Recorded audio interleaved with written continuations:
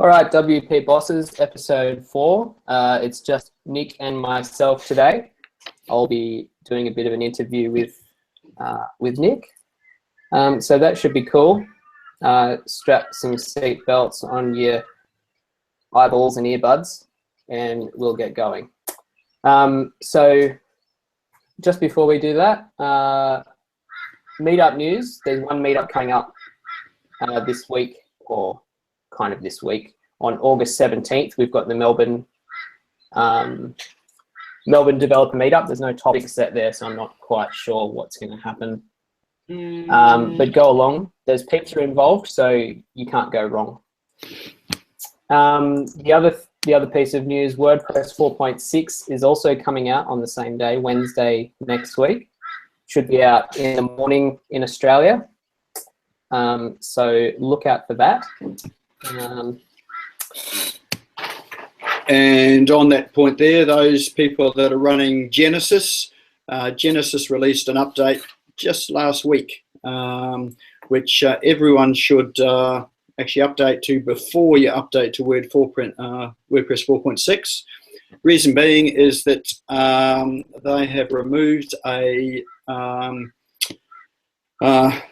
the type hinting, which is the Genesis admin custom post type archive settings constructor. So they removed that, which would have caused a fatal error when you update to WordPress. And what a fatal error means is a white screen. So that white screen of death that you have to hunt around and try and find and disable plugins and do all sorts of things to try and fix it all.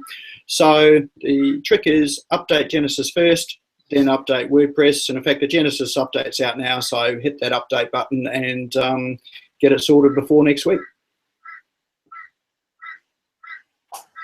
Important. I'll be sure to do that on the WP Bosses website. All right, let's get into the interview. I won't do the introductions because I'm sure we'll cover all those points within. I'm Robey Lawrence. I work at Bearded Friend. WordPress websites for cool people. Basically what I do. Nick. And I'm Nick. Oh, shall I introduce myself, or you just want to ask a question? Oh, you can, but I'm sure we'll cover all the points in the following questions. I'll just hit you with the barrage of questions, and you can try and defend yourself with answers. Excellent. I'm used to defence. So, what was your first ever job as a child, or as a man, in your lifetime? Man, child, man. As a man-child, yes. As a man-child. The first ever job I had was actually lighting the furnace at home to heat our hot water, but I guess that doesn't count because the pocket money wasn't high enough to really rank. First ever job. Below minimum wage, was it? It was well below minimum wage. But it was useful to do because it meant we had hot water for showers and things. Yes, I was born in the Dark Ages and lived on an island sort of in the middle of the Pacific Ocean called Norfolk Island. And we had electricity, but we also had, this furnace where we had to heat our hot water. So no TV or anything like that. So fairly modern, primitive lifestyle. But nice. first ever job. What was actually my first ever job over there was cleaning cow manure out of paddocks and picking weeds, those little thistles. So I think that there also was below minimum wage, so I'm not sure if that counts either. But I did learn my sales skills over there. I was part of a scout group over there, and we used to have these challenges every year to go and sell, wasn't cookies, so not like Girl Guides, but we used to do jobs, and I painted fences, pulled thistles, picked up cow shit. All those jobs that no one ever wanted to do, and some young sucker came along with a scout uniform on or a cub uniform, and they were happy to do it for $2. Actually, back then I think it was probably 5 cents or 10 cents. So I learnt my sales skills pretty quickly through that, but I also learnt to qualify the jobs that I really wanted to work for. So I used to travel around with a mate, and my mate used to do all those jobs because I didn't want to do them. I used to get all the good jobs. Yeah, good picking. Mm. So you had a bit of a sales background. Yeah, well, I suppose it's where I learnt, where I had a bit of a knack for sales, talking myself out of doing stuff and talking my mate into doing stuff. In fact, I can remember going into, my mum and dad owned the milk bar over in Norfolk Island, and the milk bar is the equivalent of the supermarket over here, but way small. It's probably like an IGA superette type of thing over here. But this was the thing that served the entire island. And they sold that store. But I suppose the not so good thing about them selling the store is that I no longer had access to free lollies and free ice creams to bring my mates around to come in, and, you know, they could help themselves as well. So I decided that's probably not going to stop me. So me and my mate used to wait outside there ready to be picked up for Cubs or Scouts. And I remember saying to him, let's go and get some lollies, shall we? And I said, I'll just keep guard out here. You whip in there and go and get the lollies there and come back out again. Well, no point me keeping guard, because what was I keeping guard against? Outside the shop, because all the shop people are inside the shop. So consequently, he went in there and he got caught, and I was shocked. so my poor mate got it in the neck there, and his mum gave him a walloping, and I was able to just proclaim innocence. I didn't even know he was doing this. So so I guess if that counts as sales, that's I talked him into going in, and mate, I was able to back off and know nothing. But if we were successful, mate, we'd both be sharing in the spoils. Yeah, entrepreneur at a young age. Yes, indeed. So I think I'm a lot more ethical now. Okay, good point. That's a good thing to remember. Yes.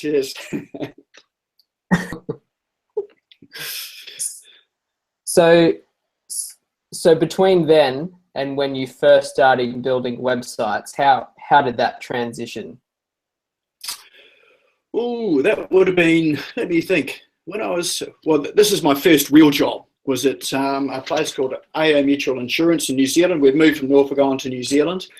And I remember working there, and an IBM computer had come out then. And these things were $5,000. It was a PC. So this is one that you could buy, take home, put it on your desk. You had a screen there, you had a keyboard, and you could own one of these things. And there was no Windows or anything like that. And so this was $5,000. So I was saving up $5,000 back in 1980. When was that? Must have been 85, 84, 85. So that was a lot of money. So yeah, but I didn't quite make the savings target. So I ended up going to university after that. And but it was, and then I came back to it in 1990. And I bought my first ever computer, which is a little Korean Sunrace computer. I remember the brand. It was a laptop, had Windows, blue screen, white writing, and I got an email account with CompuServe. And CompuServe, I had no idea what this thing was. They had bulletin boards and whatever, and logged on there and said, "Oh, you can share files." I'm thinking, well, what's a file? Pictures. Well, okay, where do we get this from? So you can get scan things there and sort of try and get that into the computer and upload it. I got as far as getting into the computer, but I had no idea where to upload this thing to. So gave up there. And yeah, really from there, it wasn't until 2001 when I had a mortgage broking and finance business, and I built my first ever website on a platform called Stores Online. So if anyone remembers Stores Online, they came and did a circuit through New Zealand at the time selling websites, and I bought one of these websites. It cost me $5,000, and I got two. But what it was just really a online CMS platform built on tables, and there was nothing in it, and a domain name, and there's nothing in it. So I had to learn putting stuff into this framework. So I went to a Jay Abraham seminar over in the States at the time, who's a marketing guy, really good marketing guy over there. And I thought I was going to an internet conference, but no, it was a marketing conference. But the ideas are really good, and so I brought those back to New Zealand again to my mortgage broking company, built my website on stores online, learnt HTML, a little bit of a CSS. There wasn't much opportunity to do that. I discovered this thing called RSS feeds from this conference. No idea what it was, and so I went back to the support at Stores Online and said, hey, I just want to put an RSS feed in, because what this RSS feed does means I can pull content from other people's website and have it show up on the side of my website. And I said, do you have that? And they said, oh, no, we don't have that, but we can implement that for you. So within a week, they had it there. So I had this RSS feed on my website, and I had no idea how to pull content of some other websites and stick it into this RSS feed. So, but I had it anyway. But the good thing about that website was, this was back in early 2000. I set up this business from scratch in '98. I was made redundant from a insurance company, Prudential. They had closed up shop in the Southern Hemisphere. They decided they're heading back to England and back to the Northern Hemisphere. So company was sold. I no longer had a job. I think I had $20,000 redundancy pay in my pocket, and I stupidly decided to set up a business in an area that I knew nothing about, and hired a serviced office for a day, an hour a day.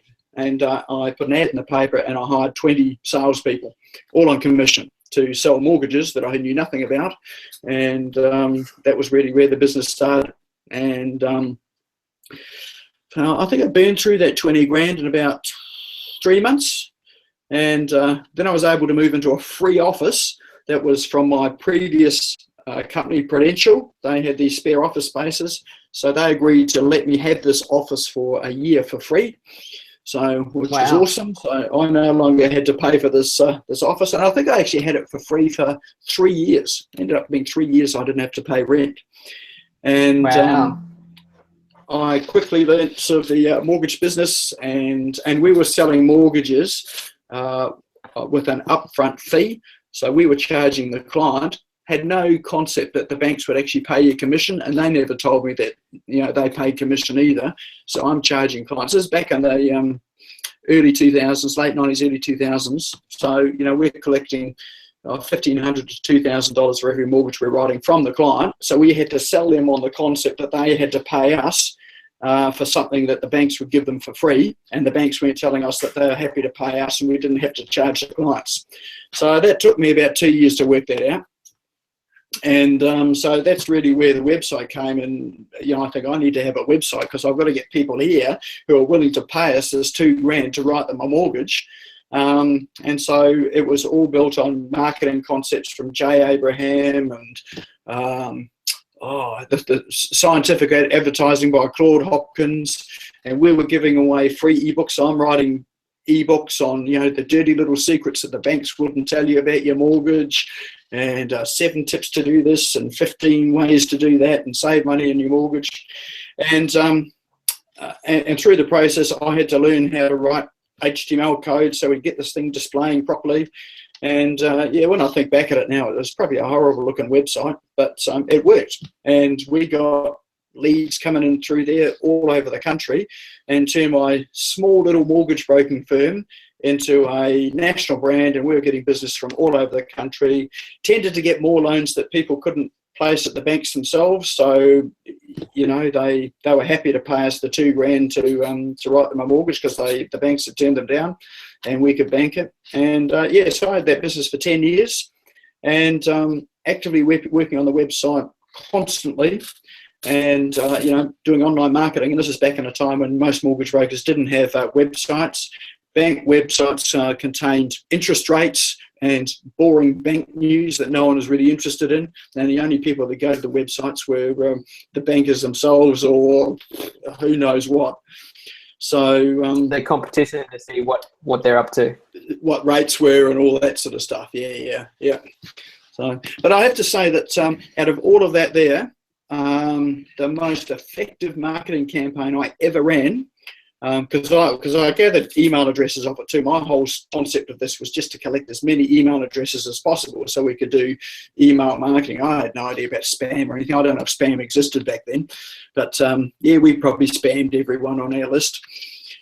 And yeah, when business was quiet, I always knew when business was quiet because the phone would stop ringing. And so when the phone stopped ringing, I'm sort of thinking, all right, what's happening here? We need to do something to ramp it up. My best ever marketing strategy was just so simple that it was just unbelievable. And you could do it today, and I've still done it today, and it still is. And it's got nothing to do with the website. It's got nothing to do with advertising. All I used to do was send out a email to all of my client base, and it would say, it was personalised, so say, hey Robey, and then it was, how's things? Haven't heard from you for a while, just sort of checking things are all good. And that was it. And invariably, I get sort of people coming back saying, oh, hey, no, all good, nice to hear from you, radio. And then out of that, there'd be sort of 5 or 6 deals to write, or mortgages to write. And they're saying, oh, I was just thinking about you. I was just going to give you a ring, and and then all of a sudden the phone starts ringing again. And probably just because we're back in front of people's or computer screens, but front of mind again. So yeah, it's 10 years in that, and then I left that in the would have been 2008, just as the financial crisis was hitting. So that was a great time to be in mortgage lending because the banks were back in New Zealand there. The lenders that we were using that would do development finance and some of the harder stuff and some of the stuff the banks wouldn't do, they progressively fell over one by one. They went into receivership, and so all of a sudden, all of the funding that we had access to all just dried up overnight. So yeah, that was a pretty interesting time. And on top of that, the main banks decided, well, we're not going to pay you the commission we were going to pay you. So because banks would pay trailing commissions. So this is after I realised that you can get commission from the banks, and I sort of was on their books getting commission from them, and we could drop our upfronts, a lot of the upfronts, and just collect the commissions. They would pay us trailing commissions on the book of business that we placed with them. So I was getting sort of 30 grand, 40 grand a month just in these commissions from the banks. Well, they decided they're going to stop paying that. So you can imagine sort of $30,000, $40,000 not coming into the business anymore. That makes it real interesting. But fortunately, I didn't have to worry about that because I'd sold my business before that happened. But the company I sold it to was an insurance company. They decided that when the banks stopped paying, I sold to them for 50% up front, and the other 50 they were paying off over time. But yeah, when the bank stopped paying, then they decided to stop paying me. So my business was worth half overnight, even though I'd sold the thing. So, so yeah, interesting times, really. Interesting times. But yeah, I grew that business on the back of a website, and that's really the basis of why I'm in the web industry today. Yeah, okay. I was going to ask what happened to that business because it sounded good, but you just answered that. It sounds very like a very volatile kind of thing to commit to. Yeah, well, I didn't sell it because of the financial crisis. I'd sort of had enough because anyone who's been in financial services knows that there's a lot of golf that goes along with it. I'm not really a golfer, but there's a lot of golf that happens. There's a lot of red wine that gets drunk. Lots of late nights, and lots of the deals that I got done were after 4 o'clock and before 3 a.m. So, and that's out at dinner with clients and having drinks and all that. So, you sort of wander around in a constant state of being pissed. And if you weren't so pissed, then you hung over. So, and you sort of had the weekends to recover. And so, Monday morning comes along, you're back onto an even footing again, and then the whole process starts again. So you spend the weeks of intoxicated or sort of feeling the effects of intoxication and trying to write bank deals at the same time. So, yeah, I'm surprised I can remember the whole time. So, it's 10 years of my life. There's probably a fair chunk of it I don't remember. But yeah, when I sold the business, I thought, no, I can't do this anymore. It's like, it's my liver can't hold up, and I actually need to spend some time with family. And actually, yeah, I had a family. I realised I had a family. So 10 years on, it's like, geez, I've got 3 kids, and I've got a. But where did all this come from? So this is during the time. And so we decided to move over from New Zealand to Australia. Came over here, and we'd bought a business over here, which was not a clever move, because the guy that sold us the business, there's normal stuff, that hiding exactly what the business was doing, or more importantly, what the business was not doing. And when we thought there's $500,000 worth of revenue coming in, which is enough to fund the business and cover the overheads and whatever, and then to find out 4 months down the track into it that actually it's only 80 grand's worth of income that's really coming into the business. All the rest of it was sort of made up. And it was a publishing company, so we were selling a magazine subscription to businesses, and the subscribers on the books would equate to about $500,000 worth of income. But in fact, the majority of these subscribers that were on the books weren't real subscribers. They've been given a subscription for a year. So when it comes around time for renewal, they sort of say, well, yeah, we didn't pay for this thing. We're happy to renew it for free, but we're not going to pay for it. So 500,000 ends up at 80 grand, which means a loss-making proposition, and sort of a dream of coming to Australia here and having a great lifestyle. Well, that was pretty quickly shattered, along with the fact that we're only getting half the money that was due to us from this business that I sold back in New Zealand. So there's sort of our funding from there, which is dried up as well. So this all happens at the same time. So I'm thinking, okay, we need to think of some other way of marketing this business. So I thought, we'll go online. So I thought, we'll build a website and we'll start to pump these products out online. And so instead of printing them, they would be just virtual products, so digital products. But my business partner at the time didn't want to do that. He was worried that people would steal it and take off with the product and whatever, which is true, they would. And I said, as I said to him, all the products we had were printed products, and I said, they do that now. They photocopy them and they give them out to people. So I said, it's no different online. They'll just give them away. But I said, we can put some protections in place to try and minimise it. You can't stop it totally, but you can minimise it. But he was not having a bar of it. And I'd started down the track of getting a website built, and I could only find people that would charge me $20,000 or $30,000 to build a website that I had no control over. It wasn't a CMS system. I had to keep going back to them if I wanted to change prices or a word here and there. And I thought, no, I don't want that sort of thing. I want to be able to control this thing so that I can write my marketing copy, I can put it up there, and we can change it overnight and that sort of things.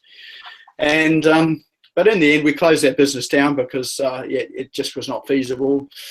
And so I thought, well, what sort of skills have I got? And I thought, mate, I don't actually have a lot of skills. I'm a salesman from my early days. I don't really want to talk people into theft, thievery, and shoplifting. So I thought, well, I can drive a car. So I thought, well, I'll go and drive cabs. So I drove a cab for 6 months. And my intention behind all that there is I had my laptop in my car, and I thought, what I'm going to do is I'm going to drive a cab, and when I'm stopped at the taxi ranks waiting for a next passenger, I'm going to whip out my laptop, I'm going to open it up, and I'm going to learn about sort of internet marketing, because my thing was I'll do internet marketing. I'll make a mozza online, and I'll never have to work. I can lie on the beach and take my laptop to the beach, and that whole dream of being a online marketer. Well, anyway, I went and driving the taxi was 3 in the morning to 3 in the afternoon. So I thought, mate, it's 12 hours to do this, $100 a day for that too. So I got 80 to $100 for that. So the income plan was just fantastic. Not. And but the problem with my laptop was it's a crappy little Windows machine. It was getting too old. So I'd pull it out from under the seat. I'd open it up, and so I'd wait, and I'd wait. Windows would start to load up, internet would start to come on, and then it's knock on the window, and I've got a passenger. So close the laptop, back under the seat again. My whole day was just filled up with opening this laptop, which I'd never get anywhere with. And So in the end, I just abandoned any sort of thought of being able to do anything with a laptop. And I really had about 2 hours at the end of the day when I got home, when I was absolutely shattered, and then I'd go to bed at 6 o'clock or 7 o'clock, ready for another 3 o'clock shift in the morning. So after about 6 months, I actually met a passenger in the taxi, and he worked for a timeshare place selling timeshare. I thought, oh yeah, no, I could do that. And he's making a lot of money. So he is making sort of like 200-300 grand as a just as a salesperson. You know, people come into these timeshare places, sit down, they go through the presentation, and then sort of hard sell them and whatever. And I learnt my insurance trade from timeshare people, so I understood how the whole thing worked. So I thought, hey, I can do that. So I applied to Wyndham for a job in timeshare. Well, so I go in there, and they've got these scripts for me to learn. So I learned the script, and I'd had it down in sort of like 2 days, and they expect sort of people to take a week and a half, 2 weeks to learn the script. Well, I'm used to learning scripts because I had to do it in insurance and with my mortgage business. So 2 days I had it, and then they set me up, but they stick me on the phone. So I'm sitting in this call centre with telephones and having to ring up people to sell them sort of $30,000, $40,000, $50,000 timeshares over the phone, existing people. And so this is a new concept for me. I'm just into sort of meeting people and sitting down with people and face-to-face sales. I enjoy doing that sort of thing. So I'd have to say that was probably the worst job I've ever had in my entire life, trying to convince people to buy timeshare over the phone without sort of seeing them. But I made sales and I did okay. But the really good opportunity that gave me was I didn't start till 10 o'clock in the morning. So I used to get up at 5 o'clock. I'd catch a 6 o'clock bus. I'd go into the office there, and underneath the office was a cafe. It was open at 6:30, whatever it was, by the time I got there. So I went in there with the same laptop that I had, so I had between 6:30 and 10 o'clock, and I thought, right, now I can learn this internet business. So I'm fired up the laptop there, takes 15 minutes to fire up, and I have a coffee and whatever, but I still had 3 hours that I could actually do something with once this machine was working. And it was during there that I stumbled across, from a referral from a friend who sent me this link, stumbled across this thing called WordPress. And I saw this and I thought, mate, this is what I'm after. If I had this for this business, this is what I was looking for this publishing business. And here it was. You could get in here. You could create your own pages. You could make your own menu. And it's nothing like it is today. There's still a bit of manual work with it. But the guts of it was you could get in there. It was like we're using Microsoft Word. You could write words. You could put images in. You could style it around, and you could hit this button, this blue button called publish, and boom, it's up there on the web. So for me, this was just a revelation. And with some of the HTML skills I've had, I was able to manipulate HTML and get it working. But the real challenge here was CSS. I really didn't understand CSS at all. So I could position things around. I had some divs going here and there, but I just didn't quite sort of work out that. So I thought, oh, okay, we've got to learn the CSS, and it frightened me. CSS frightened me because it was, you've got a color, and this color is actually these letters and numbers. Thinking, well, how does that relate? How does orange FF6600? It's like, how does that relate? So I'm in there, and I remember I just wanted to change the color of something, so I thought, I opened up Notepad, so I'm going through these tutorials about code. So I've got Notepad++, open it up and say, and then get Firebug. So I've got Firebug on the bottom of my screen there, so I'm looking at it. And so I changed the color, and boom, changes on the screen. Right, that's good.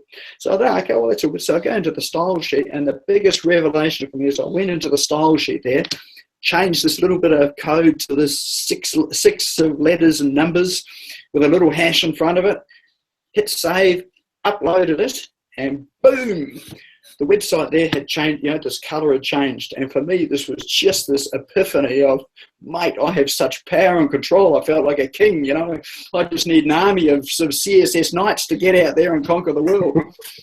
I remember the same thing when I was first introduced to CSS. I'm like, that is amazing. just changing these few little numbers. I'm like, save, that's it. Wow, it looks so different. It's Yep. Oh, it was truly a life-changing moment. You know, when they talk about these moments in life that are just life-changing, that was one of my life-changing moments. You know, people looking at this thinking that are not in the world, thinking, what, mate, this guy's on drugs or whatever. It's like, mate, but truly, this was the start of my web development business, being able to change a color in a style sheet and press save, and boom, it just happens on the screen. So, but yeah, I mean, I from there, I downloaded this piece of software called Artisteer, so I could build website themes with Artisteer. Didn't know anything about PHP. Oh yeah, that was the WordPress theme generator. Theme generator, yep, and they're horrible sort of rounded corners and all that sort of stuff. And so I download this. So I build sites and download. And in fact, my first ever client is still my client today, still on an Artisteer site. And I downloaded it, and then she wanted some code, and well, it was PHP code, and she wanted to do something. I can't quite remember what it was. So I Googled until I found something, and then I copied and pasted this bit of PHP code, and I thought, right, I'll go to the style sheet, and they say to go and put it in the page template. Oh, that's right, it was banner ads, for banner ads, and I had this banner ad there. So I'm got this code, and I'm just pasting it in. So I'm just pasting it and just save it. Website doesn't look wide. So I just keep moving it down through the elements there until I got a place there where it sits in, and it looked right, displayed, it did all that sort of thing. So all of my PHP coding was learnt by sort of cut and paste like that, and sort of after a while I sort of found out how these things worked. I bought a few PHP books, which I think I've never read. And but you know, ended up my biggest friend learning code has been Google. You know, when you don't know it, Google it. Someone's done it, and and you know, that's truly how I learnt it. So I'm a cut and paste coder. Yeah, I'm definitely the same when it comes to PHP at this stage. Anyway, I'm still a PHP noob, as they say. Yeah. Well, look, I still feel like a newbie, but I think I probably know a lot more than I really let on to myself, and I definitely know a lot more about the structure of WordPress and you know, the hierarchy. So it took me probably a couple of years to discover there's a thing on WordPress called Codex, and when I discovered that, it was again another epiphany. It's like, this is how all this code works. And you put stuff together, and this is how it all connects. So I spent hours and hours in the Codex just reading it and doing things and experimenting and trying things. And then, you know, there's another whole world of power that was now being unleashed into my hands to be able to manipulate the world online. So, and that was and reading the Codex really taught me about, actually, this WordPress thing's got a structure. You know, there are pages, there are archives, you know, it's a search template, you know, there's a header, there's a footer, and you know, you've got to put it together in a logical way. And that's the one thing that Artisteer didn't teach me. You could just drag and drop and do things, and then you just export it and then upload it as a theme file. But I didn't understand how it was all put together. And the interesting thing about that, I think, too, is that, you know, I started off with like drag and drop sort of stuff with this Artisteer template, and that was how I learned. Well, that's how I started building websites. And then I go through the whole cycle of learning PHP, learning sort of more about HTML, and really understanding CSS and learning that there. So I go through that whole curve, so I can actually code up templates and do sort of themes from scratch. Back through to the other side here now, where we've got theme frameworks like Divi, which are drag and drop again, and obviously with a whole lot more power than Artisteer had. But you know, it's like, you know, anyone can get into web design with Artisteer, and now these days anyone can get in with Divi. So it's like it's just done this full circle. But the main difference being, I think, is that Divi is a very, very powerful sort of framework, which is actually put together properly and actually works really well. But do you remember what you charged for that first Artisteer site? Oh, look, it was something like $500, I think, and I felt really bad charging such a high price for it. Yeah. So yeah, and I look at the site today, and it's just oh no, it's not responsive. This is pretty responsive. It's got these nice gradients. It's got there's no white background. It's just there's olive green background with black text on it. And I've tried to persuade the client there to change it to something nice, but she doesn't want to spend any money on it. She really likes the site. I'm thinking, oh, I don't want this in my portfolio, but I sort of got to have it there because this is the start. This is the genesis from it all. This is where it came from, and it wasn't Genesis, which is what I use these days. Does it have a nice page counter down the bottom? No, fortunately, I didn't do that. So I left that one off. Thought that was a bit cheesy, and it still is. but it was an e-commerce site. It's an e-commerce site. So my first ever site that I built was an e-commerce site. Oh, wow. Yeah. Well, you definitely earned your $500 then. Yeah, absolutely. But here's the cool thing about it too, is that the plugin that I got was one from Tribulant.com.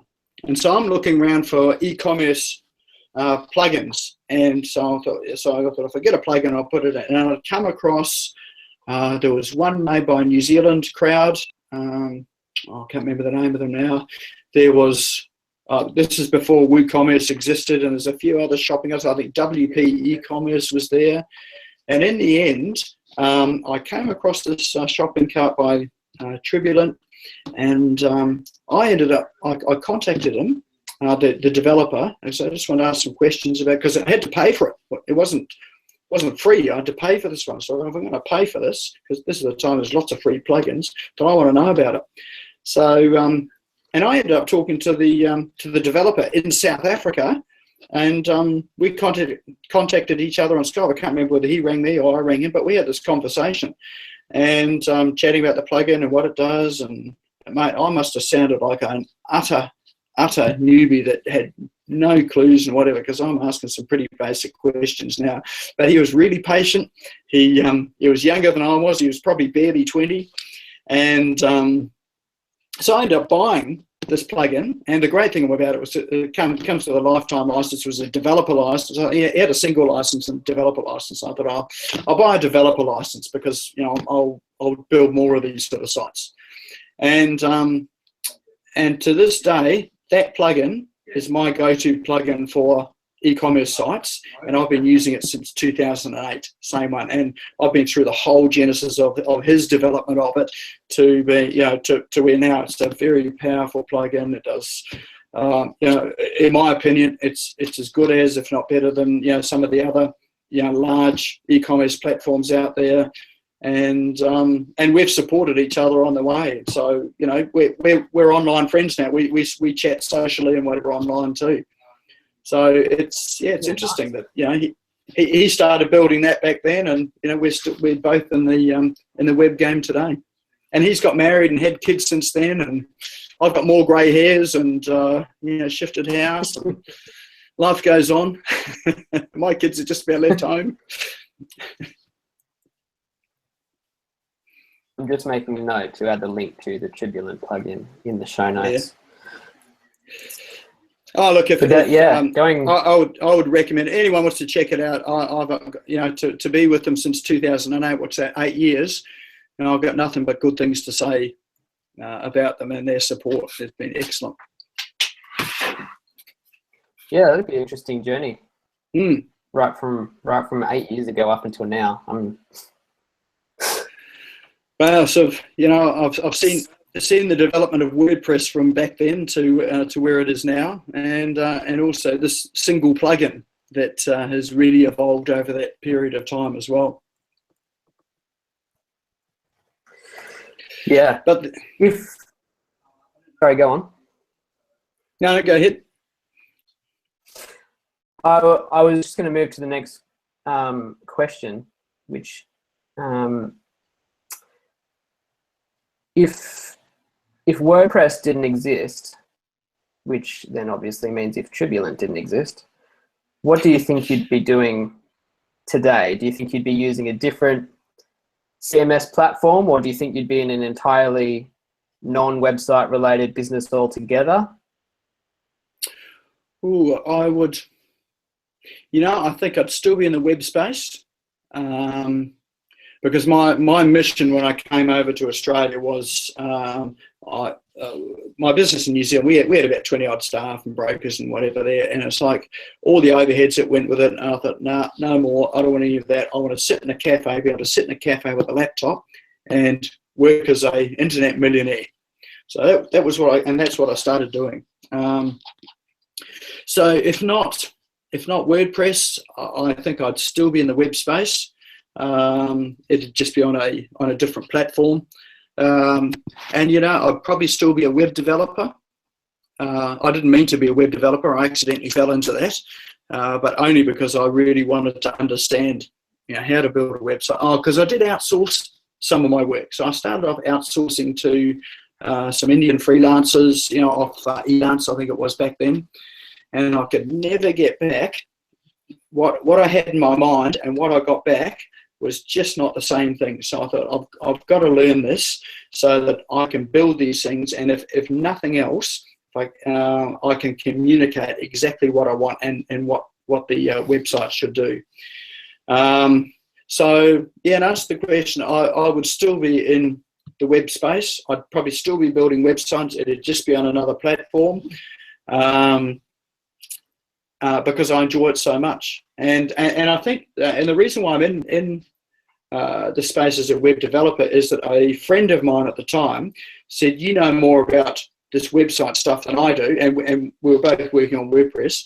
She said, I'll pay you to manage my sites. She said, I can't pay you full time, but I can pay you 5 hours a week. And she said that with that 5 hours, that'll cover some basic costs or whatever. You can stop working at Wyndham, and then you can go out and find some more clients, and I get the benefit of all your knowledge, being able to look after and maintain my sites. So if it was WordPress or another platform, I'm sure it would be the same thing. And we met because both of us wanted to be, create online businesses. And that sort of led me through to Genesis. So I got introduced to Genesis, and what a relief it was to come across a Genesis. It was difficult to start with because, they had these things called hooks, lots of hooks. And I was still getting to grips with just PHP and cutting and pasting PHP all over the place. And now they introduced hooks and filters and stuff that are specific to the Genesis framework.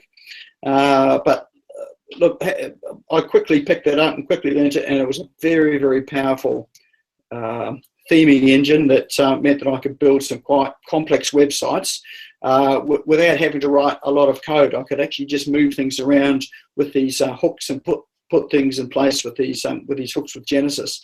So today, I still build most of my sites in Genesis.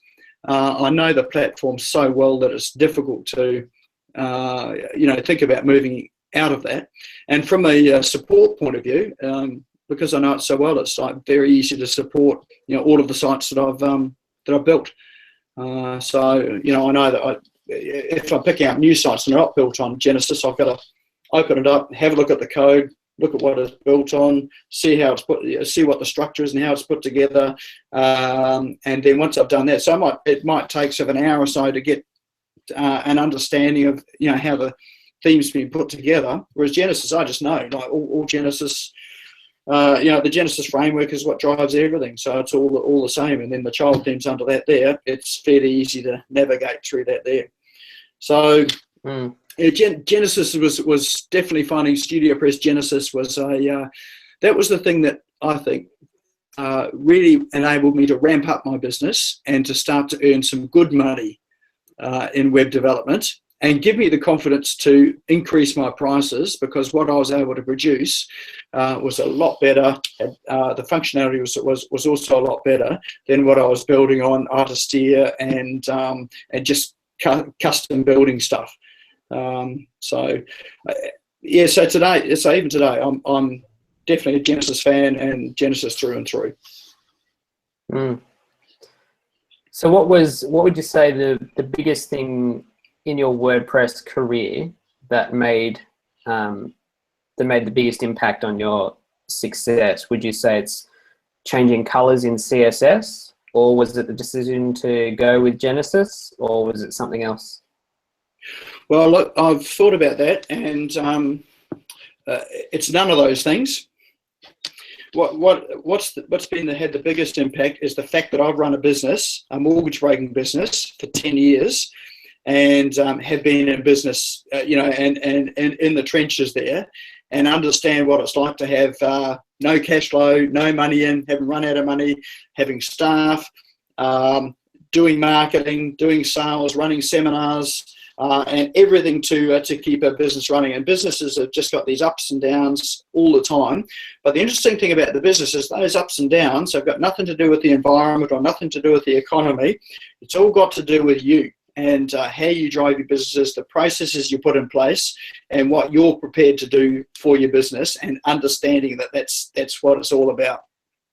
So it's a personal growth thing, having a business. So my biggest success and what I think I bring to the business, my web development business, is the fact that I understand business process and how to put that process onto a website so that businesses can generate basically leads and inquiries. Most businesses, that's what they need, leads and inquiries to survive and to grow. Past all that there, once they've got all that handled, then they can think about expansion and new products and that sort of thing. But at the very core, they need leads and inquiries. And I understand from as a business, having run a business, the importance of that and how to get that into people's businesses online. So I think that's probably been the most valuable thing. And also I think doing things like driving taxis where you bring home $80 a day, and it's like, mate, you can't live on that.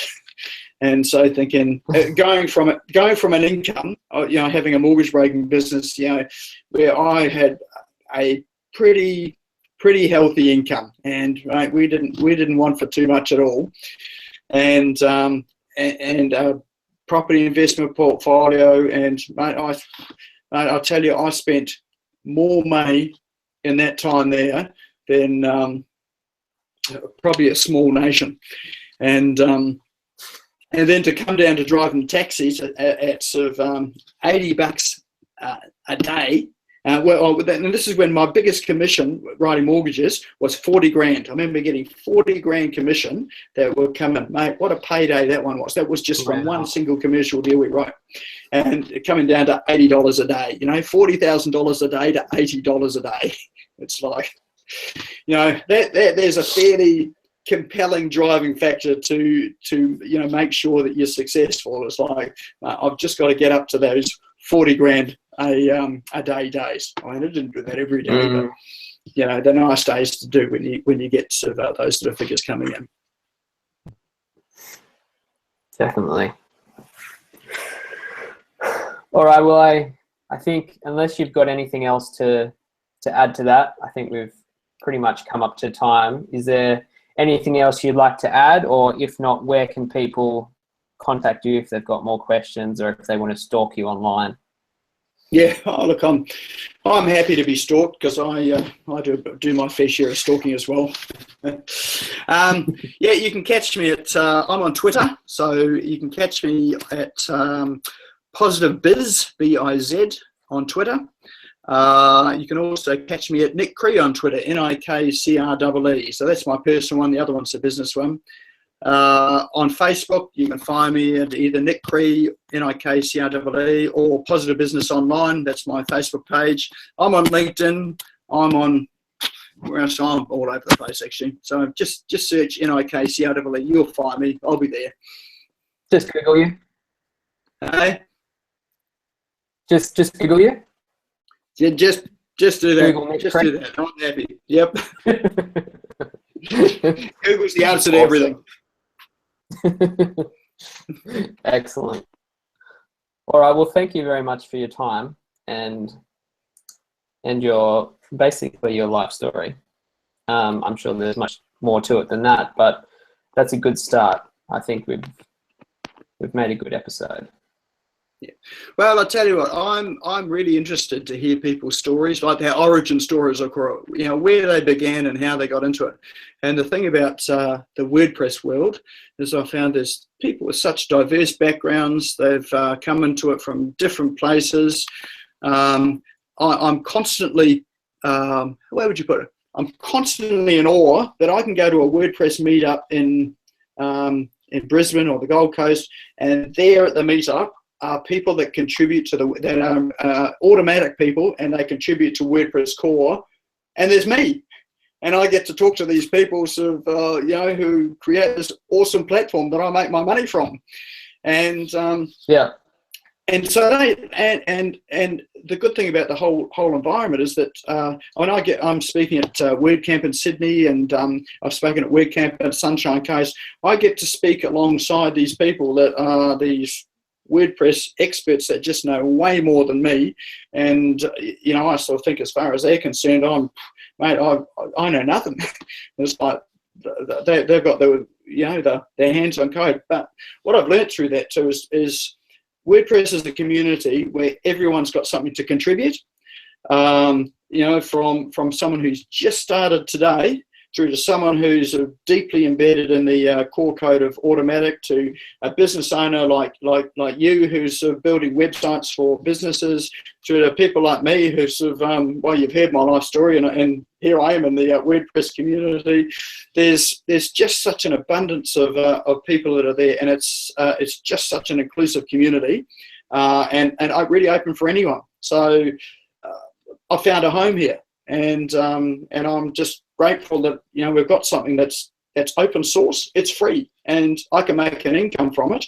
I can contribute, and I can get contributions back from all sorts of people. So, yeah, definitely a great place to be.